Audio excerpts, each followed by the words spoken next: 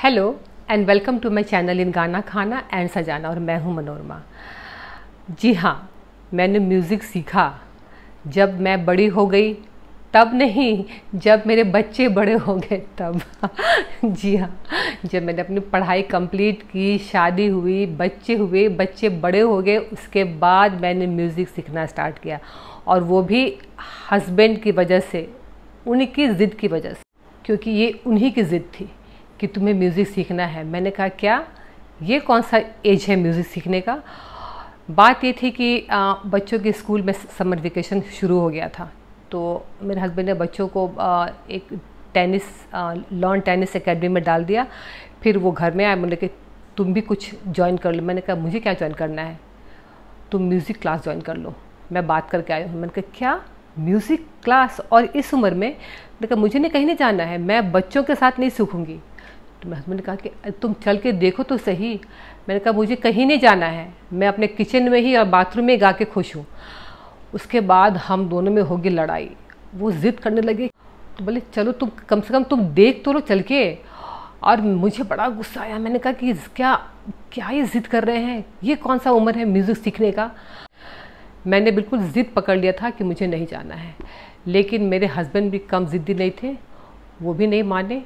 और जिस तरह से ऐसे ना हाथ पे से खींच के, जैसे पहला दिन बच्चे जब स्कूल ले जाते हैं, जैसे उनको खींच के ले जाया जाता है, उसी तरह ये मुझे खींच कर ले गए, जाके गाड़ी में बैठाया। और मुझे याद है कि मैंने कपड़ा भी चेंज नहीं किया था, जो मैंने घर में कपड़ा पहना था गुस्से में मैंने चेंज नहीं किया। मैंने कहा चलिए। और मैंने मन में सोच लिया था कि आदमी इतना ज़िद कर रहा है ना, मैं आज जाऊँगी, कल से मैं जाऊँगी नहीं, इनकी ज़िद आज मैं पूरी कर देती हूँ। और मैं गुस्से में जाके बैठ गई गाड़ी में। ले गए इसके एकेडमी, फर्स्ट फ्लोर पे एकेडमी था।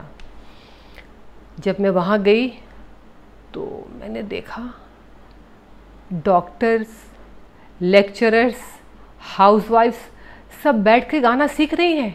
मैंने कहा हैं, ये लोग सीख रहे हैं, मतलब इस उम्र में भी म्यूज़िक सीखा जाता है। तब उस दिन मुझे पता चला कि सीखने की कोई उम्र नहीं होती है।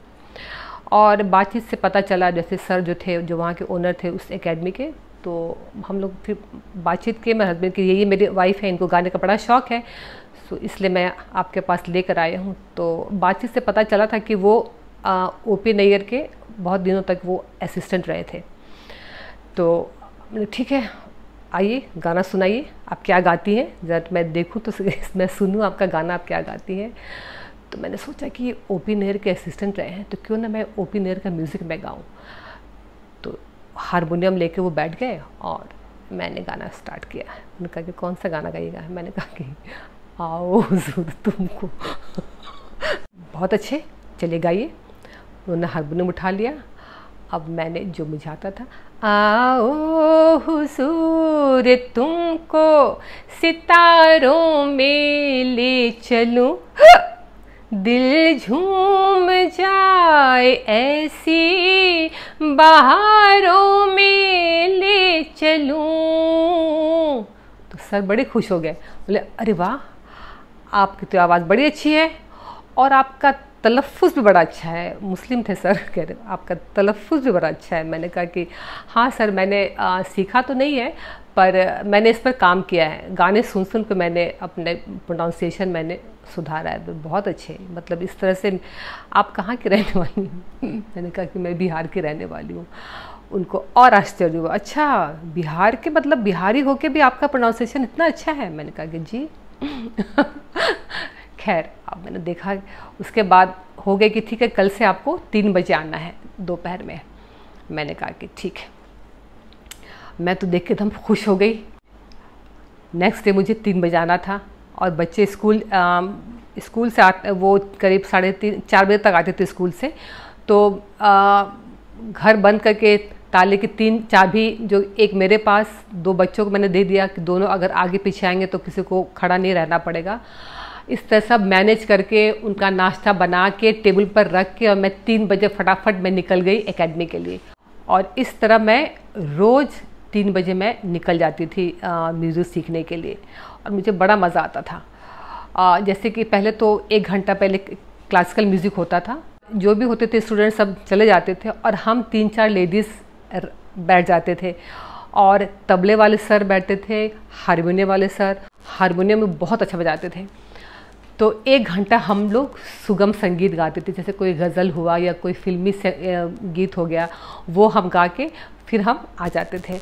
तो इस तरह से मेरा वहाँ 1 साल तक चला। 1 साल तक मैंने वहाँ सीखा और उसके बाद मेरा ट्रांसफ़र हो गया वहाँ से। उस 1 साल में मैंने राग भोपाली, बागेश्वरी और जो इनिशियली जो सिखाया जाता है वही सब मैंने सीखा। हाँ, उसके बाद मैंने सुर लगाना सीखा। मुझे जैसे कि मैं रेडियो के साथ तो मैं गाती थी, लेकिन सुर लगाना मुझे नहीं आता था कि सुर कहाँ तक जाता है, सुर क्या होता है मुझे नहीं पता था। तो ये सब मैंने उनसे सीखा।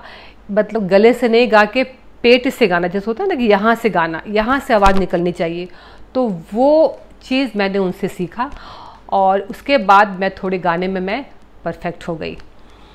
एक बार क्या हुआ कि कोई ऐसे आए थे जैसे सर से मिलने, और वहाँ के दूरदर्शन के कोई थे, वो दूरदर्शन में वो काम करते थे।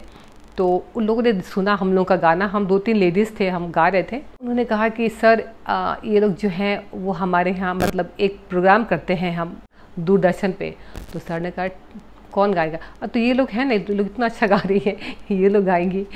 तो हम लोगों ने दूरदर्शन पे हम लोगों ने गाना गाया और वो गाना था, सर का ही गाना था। सर चूँकि बहुत ज़्यादा मतलब वो म्यूज़िक डायरेक्टर भी थे, टीवी पर भी मैं आ गई थी वहाँ पे। तो 1 साल ही मैंने सीखा वहाँ पे।